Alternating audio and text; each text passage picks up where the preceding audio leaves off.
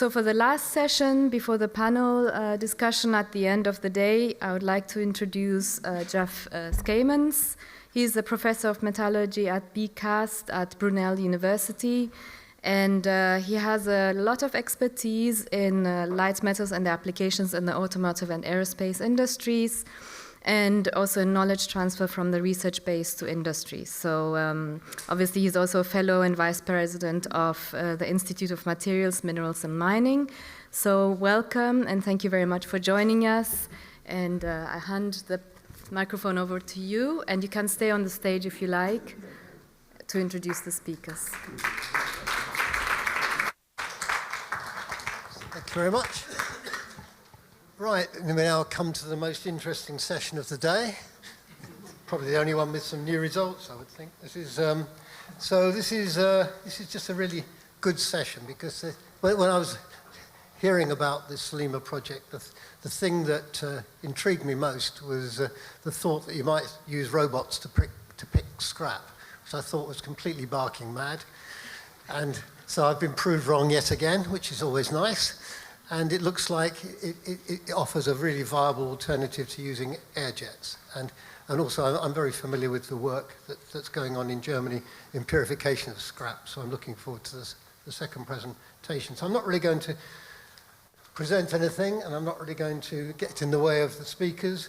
So all I really want to do is invite the first speakers up here. So if we could have Gregory Lewis and Robert Baudinet to come up to present their results. That would be great.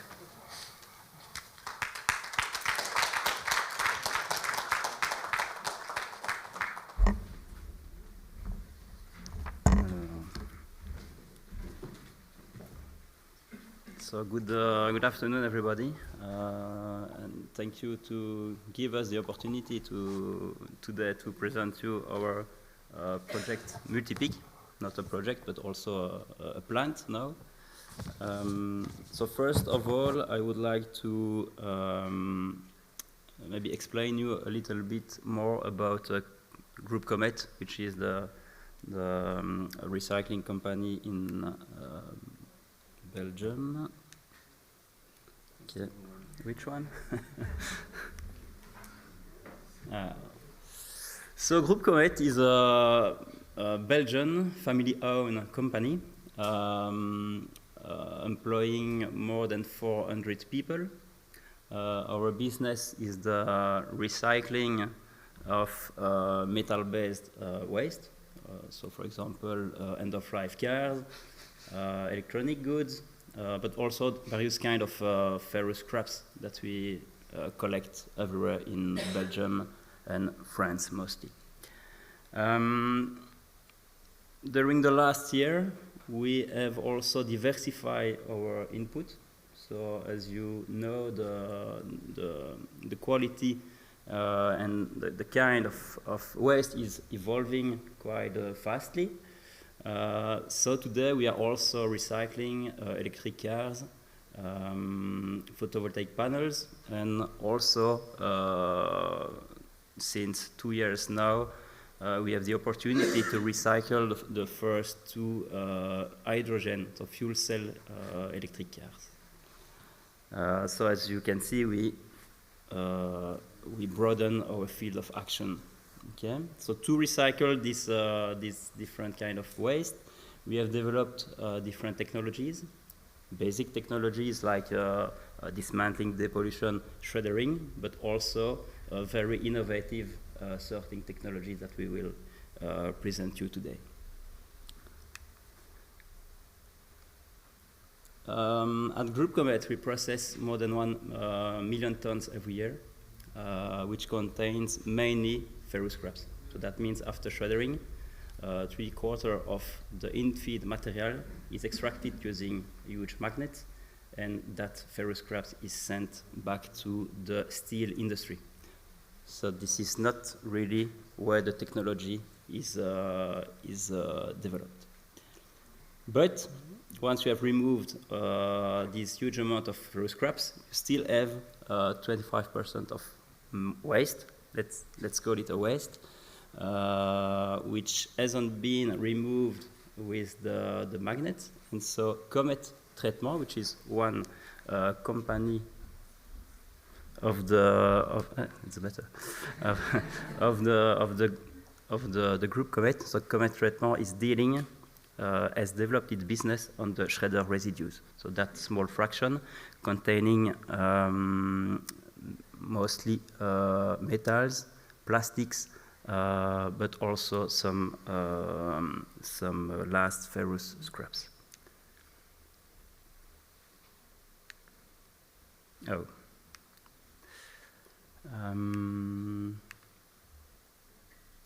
Since 2002, foundation of COMET treatment, we have developed these different kind of technologies: air separator, water density separation, and current separation to try to extract and increase the recycling rate of the waste that we process.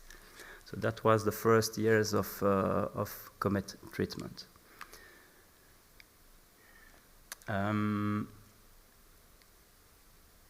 And so with all these technologies, we've been able to extract, purify, and re-put on the market a glass fraction, technical sand, which is used to integrate into the manufacturing of new bituminous concrete. The plastics also, as some of you have seen yesterday, we extract and purify different kind of plastics, ABS, PS, PP, and PE also, with very high concentration to send back to the plastic and car manufacturers, for example. And finally, we have also some development on the organic fraction, which is the really last waste of our business. It's more tricky, but we also have some R&D development on the organics. But the material which interests us today is the metals, for example. So as you've seen in this shredder residue, we have a big share of metals, a various mix of metals, which was sent to Asia till a few years ago. Okay, that was the main market for the recycling of these materials. Today, as I explained, we deal with very different kind of waste. That also means that the complexity of the metal mixture is also increasing.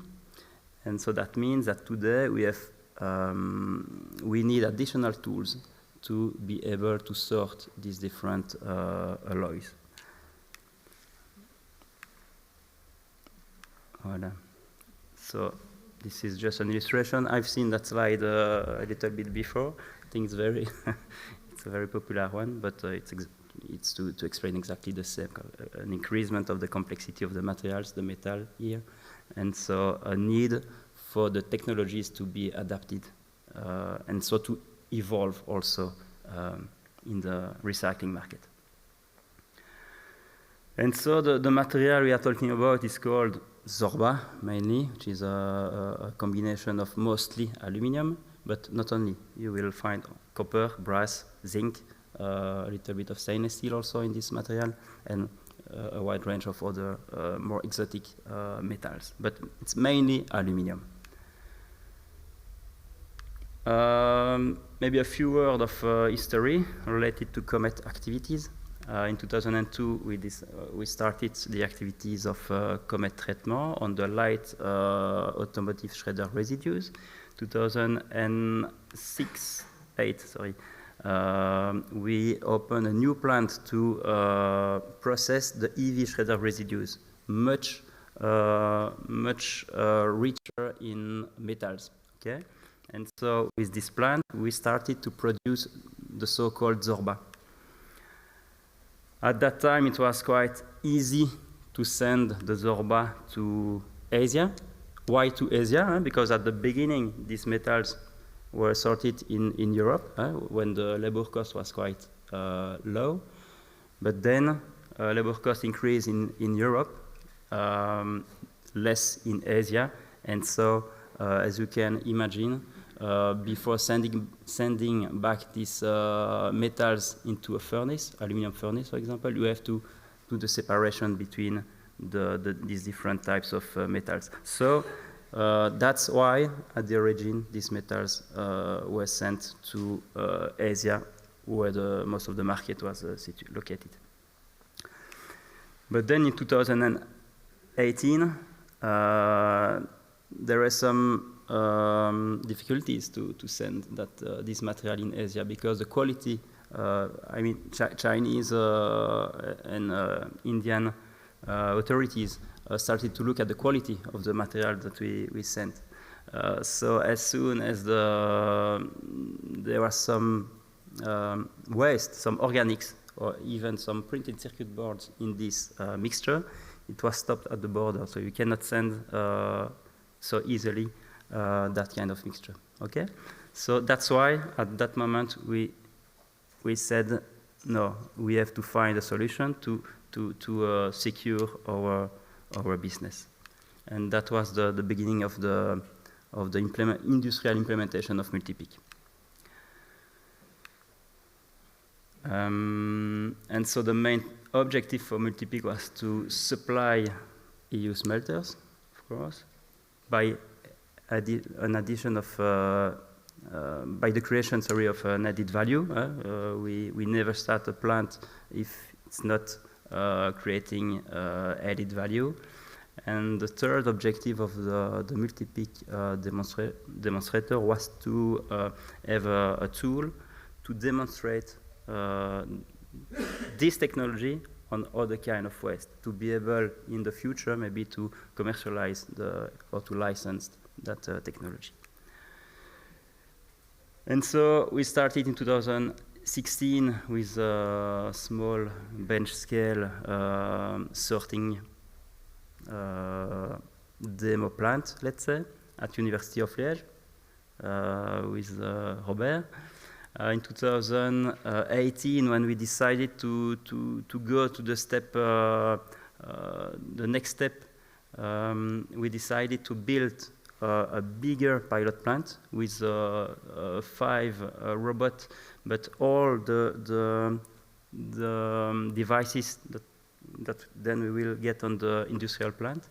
And finally, last year, we have started our first industrial plant to do the sorting of these different metals contained in the Zorba. So today, we are on production.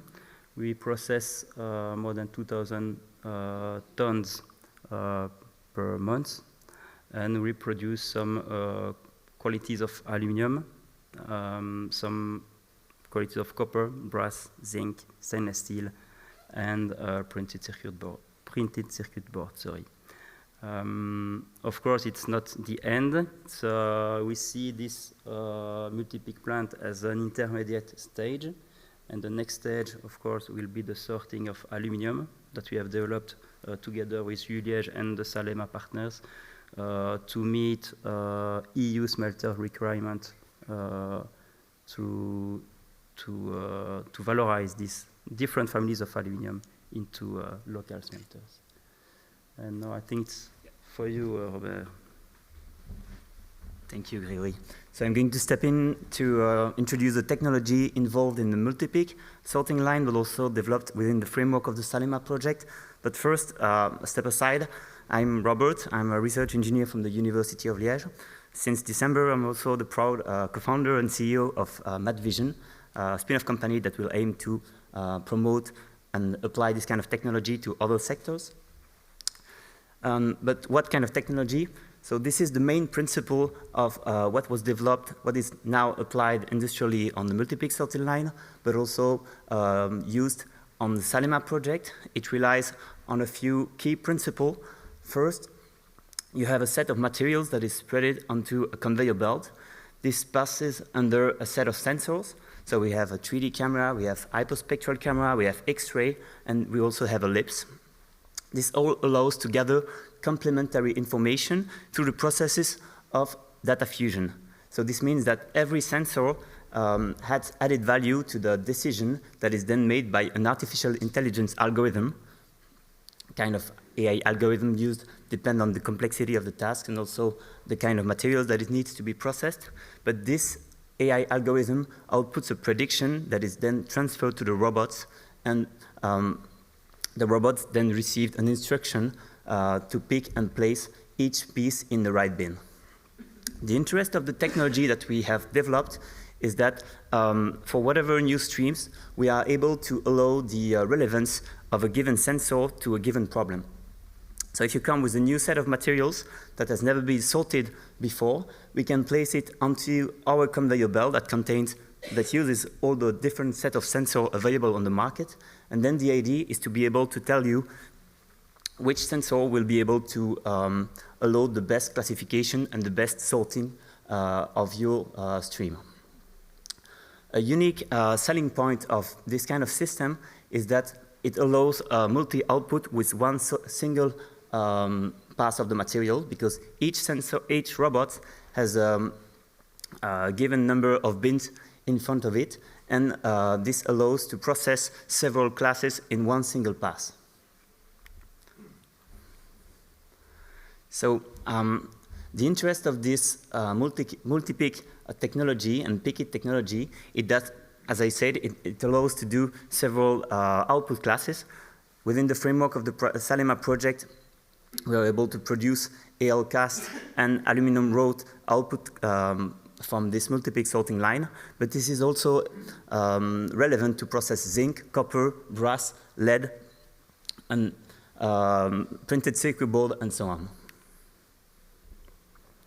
The main technology that was used within this SALEMA project is the LIPS. So now it's going to be a bit technical, but I think it's really important, as it's an innovation project, to introduce you to this really exciting technology that is really changing the industry of the recycling at the current time. So what is a LIPS? A LIPS is a laser that focuses a really huge amount of energy into the top surface of a sample. Because of this huge energy concentration, there is a plasma that is created, and this plasma, when cooling down, emits a light. This light is then analyzed by a spectrometer, and depending on the composition of this light, we can therefore deduce the alloying elements presented within the sample that has been analyzed. One thing really specific about the SALEMA project is that we apply this technology for post-consumer scraps, because this kind of technology has been used now for years in the production industry, using it to control the quality of clean samples, but using this technology to analyze post-consumer scraps, as it was mentioned before, imply a lot of specific challenges like coatings, paintings.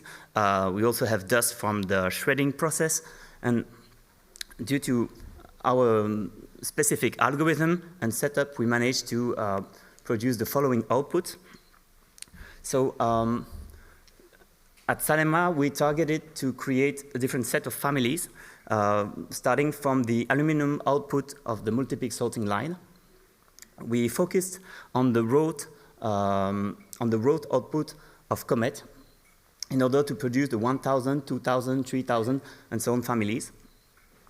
And the idea was to provide 6,000 series families for the industrial partners of the project. In order to validate the quality of the samples, we did not just sort it and give them away to produce car parts. We had to validate that the quality was sufficient, so we realized fusion tests with our partners. In order to do so, we created a big database of alloying elements that we needed for the requirements of the project, because there is so many aluminum alloys, as you know. We needed to group them in order to allow our AI algorithm to understand it better. And now, if we're talking about the next challenges for this kind of technology, I would say that within the framework of the project, we managed to provide high-quality outputs for the different partners. But as I mentioned, there is a lot of different kind of alloys, so we can always increase the size of our AI algorithm in order to be able to recognize more and more families. There is also a really important need to compare what's comparable and also optimize the different proportion of the input stream that we process, because this kind of AI algorithm is really relevant to the proportion of what it has been fed as an input. There is also, as you are probably aware, a lot of new algorithm that is coming out not every day, but almost every week, and we really have to focus on having the best possible architecture to always run with the most updated kind of AI systems. And then finally, we also need to be, I think it's a really important challenge in this kind of technology, is we really need to be, to make sure that we are right in the way that we evaluate the quality of our output, because it is really difficult to compare between two systems that has been tested, some with dirty scraps, some with clean scraps. It is really difficult to evaluate the quality of this characterization system, and this is also something that we need to raise awareness about, because it can really change how we perceive the effectiveness of a system.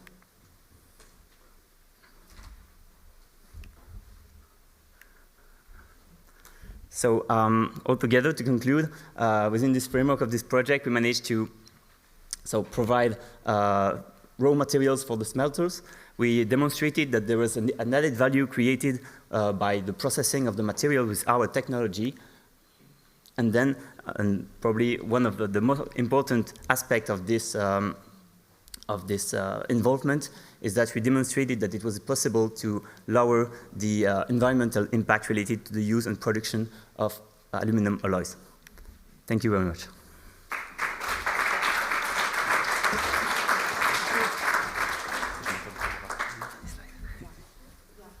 Right, thanks for that excellent, interesting presentation. I wonder if there are any questions before I start interrogating them. So surely somebody wants to know how fast it runs or how quickly it can sort, or... there we are.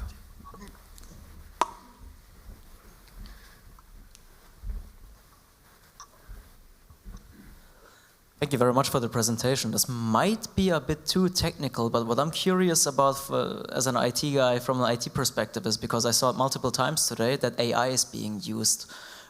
Is the AI algorithm specifically developed during setting up these picking methodics and machines, or is there some standardized method or methodology being used here? Do you know that? I'm not really sure. Can you rephrase the question, because I...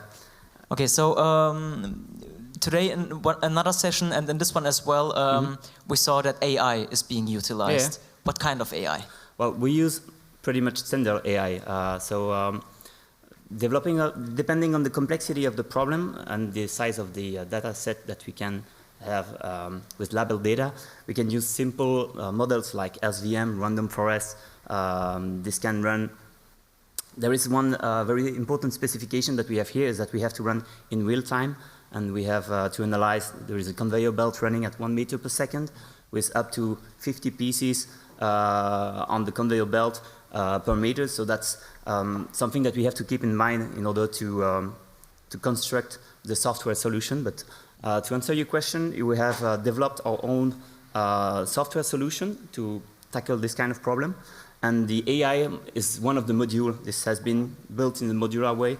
And the AI module is one that can be plugged with pretty much any specific. So we use models like SVM to CNNs to...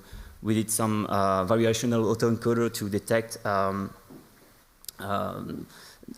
impurities within the stream. So we did pretty much any specific. We have a team of dedicated data scientists that have, like one of them is just behind you, that can answer your question probably more in details. Thank you very much. Maybe one more quick question, if anyone's got one. Maybe I can just add something. In fact, it depends on the...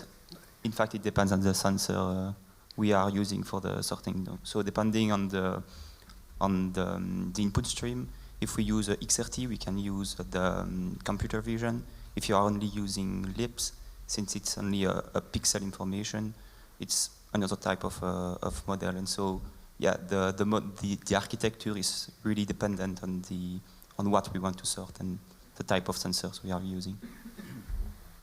Okay, cool. Okay, well, I think to allow time for the next speaker, because there's bound to be some technical difficulties, we'll like you please thank our two excellent speakers one more time.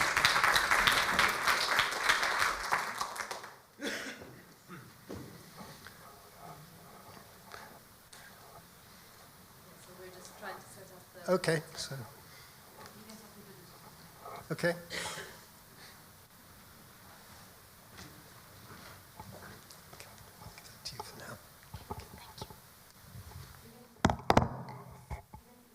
Okay, I can. All right, sorry.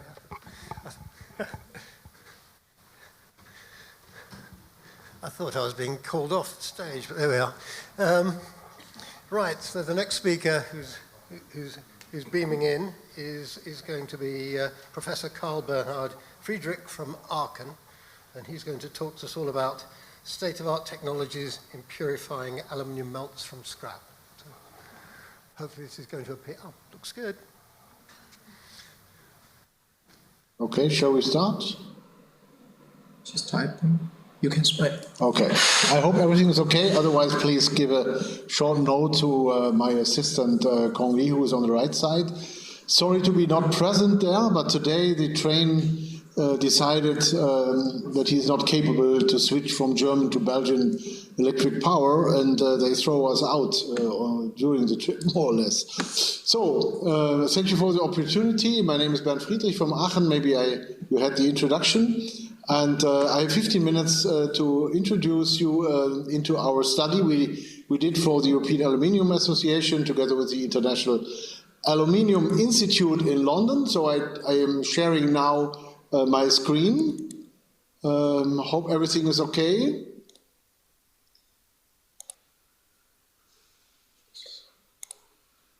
So we have to go on F5.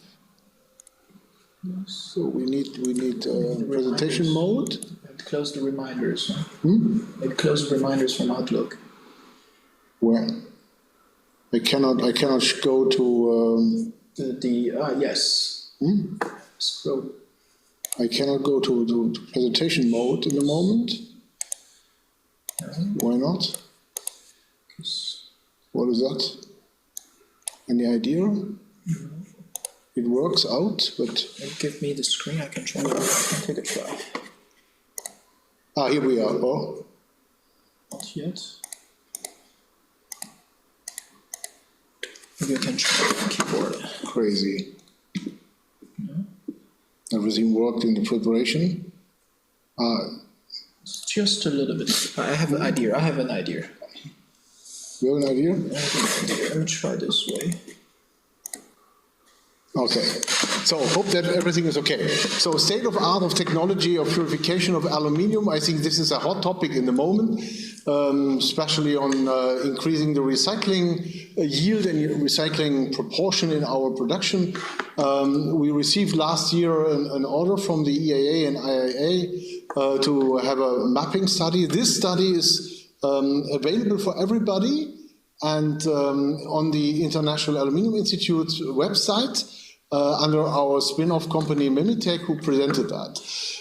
Today I want to just give you a very short glance on the results we have, with the main idea is to form consortia on research projects on individual topics. So if a group of you would think that it's worthwhile to go more deeper in one of the other topics today or later on, please contact us then, and we may form a project together.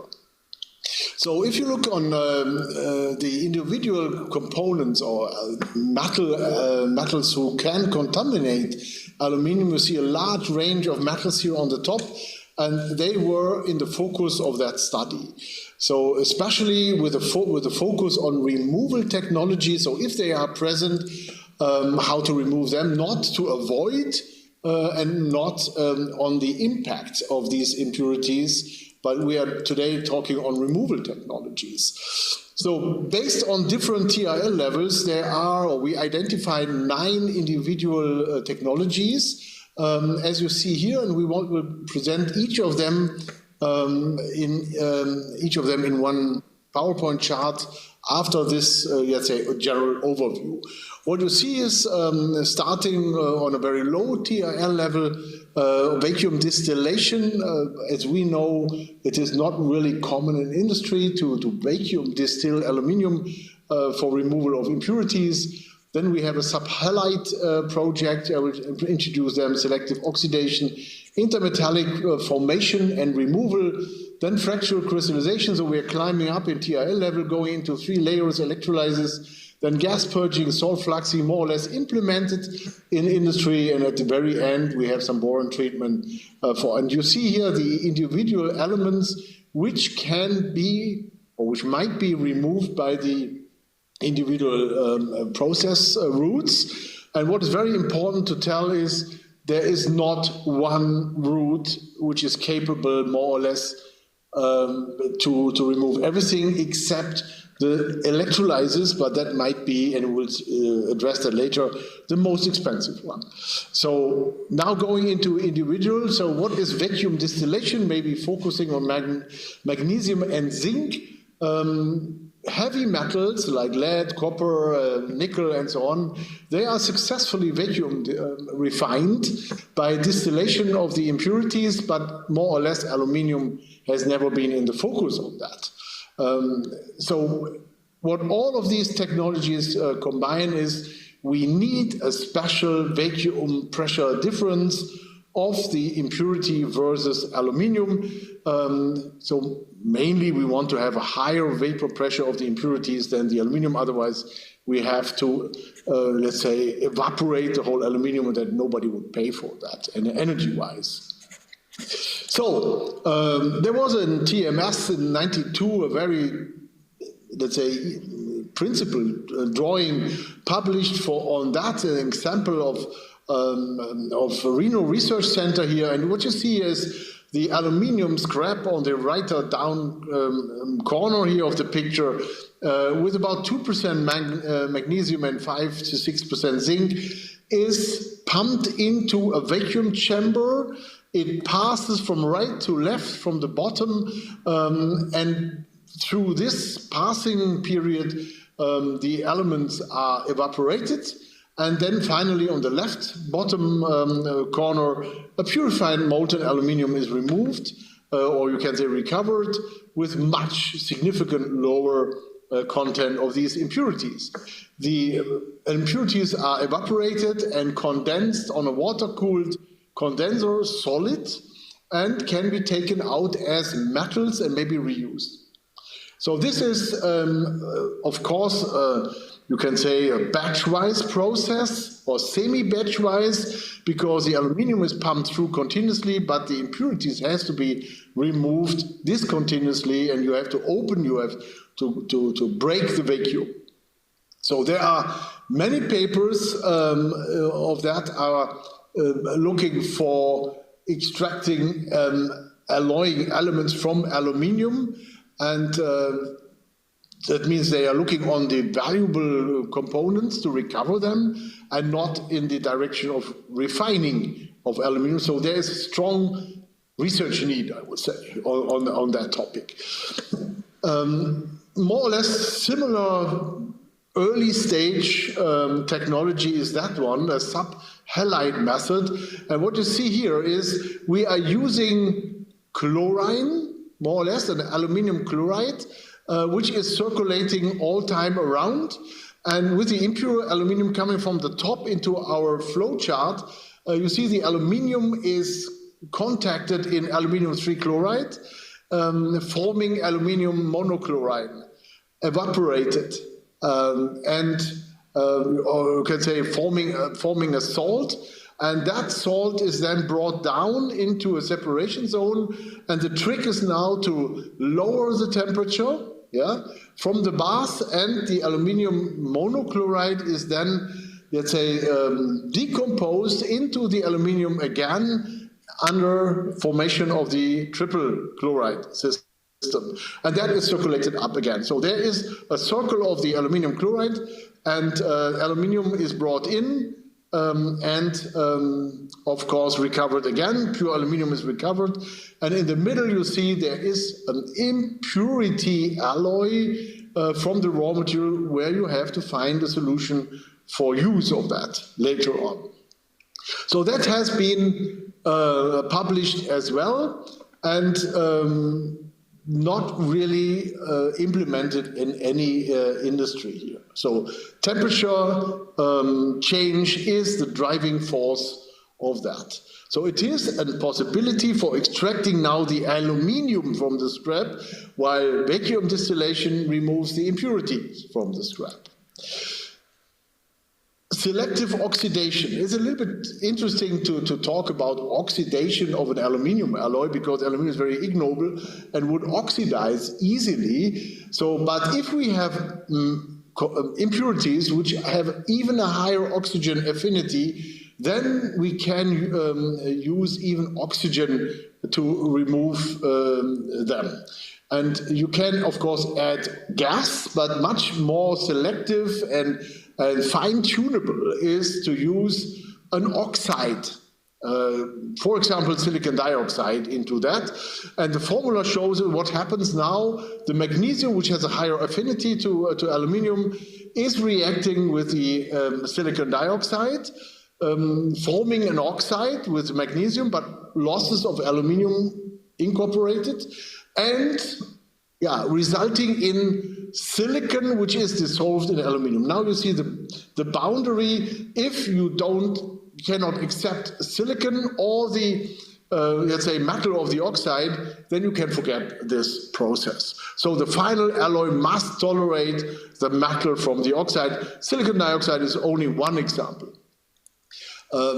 So what can be done, and we also did that in our institute in a small scale here, you can reduce the magnesium content from 1 to 0.1%.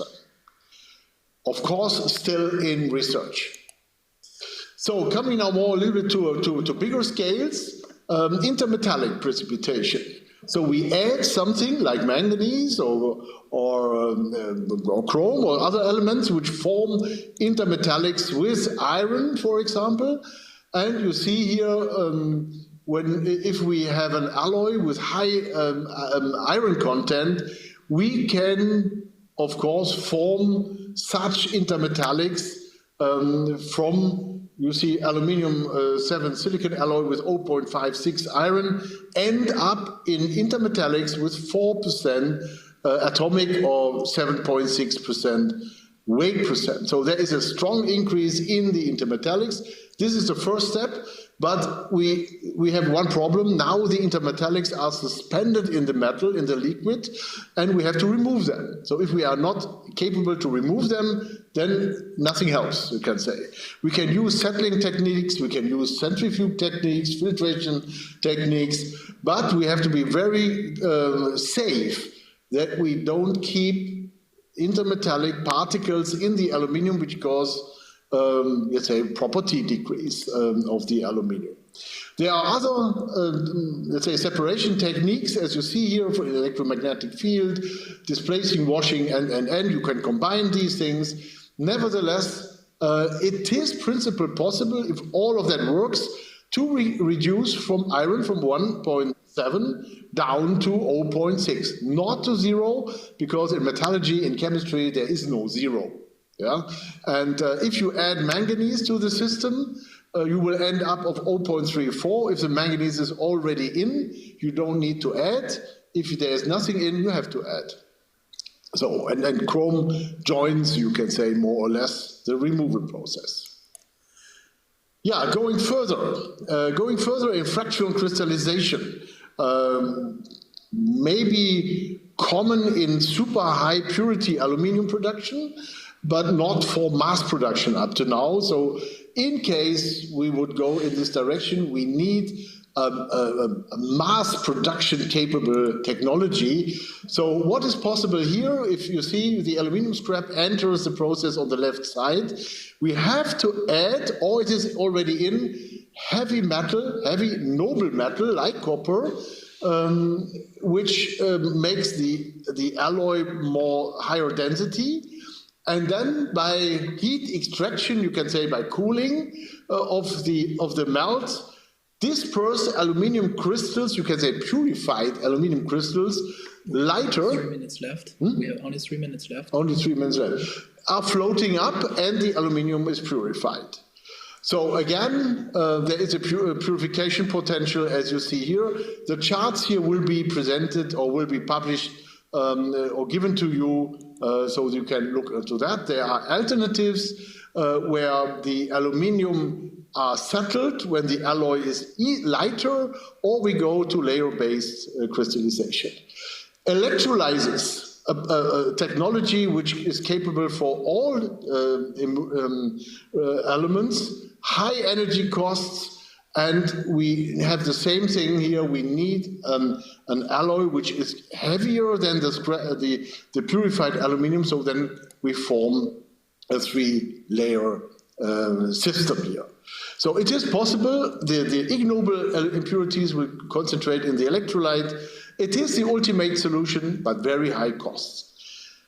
Coming more to the end, gas purging and salt flexing are all related to a reaction with chlorine. This is implemented, but it is limited to elements with high chlorine affinity.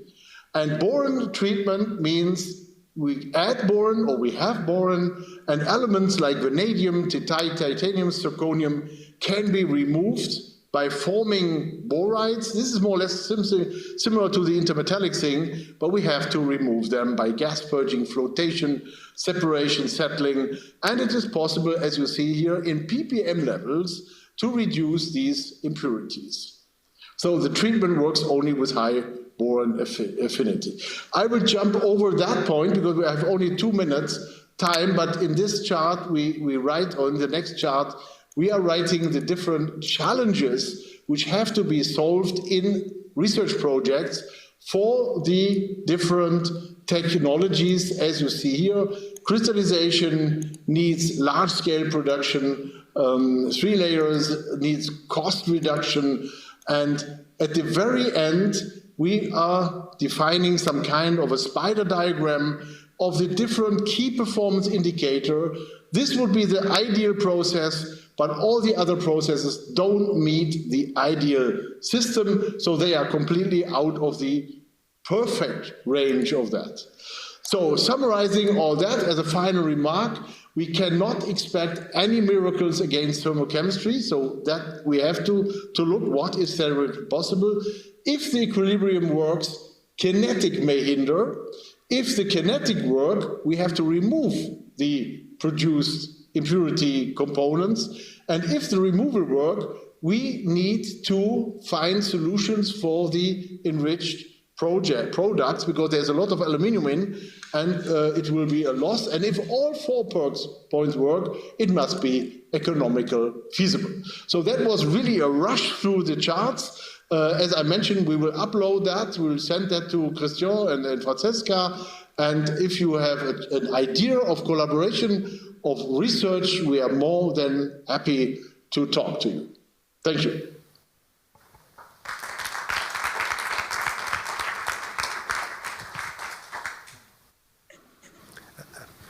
Unfortunately, I don't think you could hear your applause. But Clapping, just says. so, and also, we're unable to give you any questions, so we're going to move directly on to the next topic.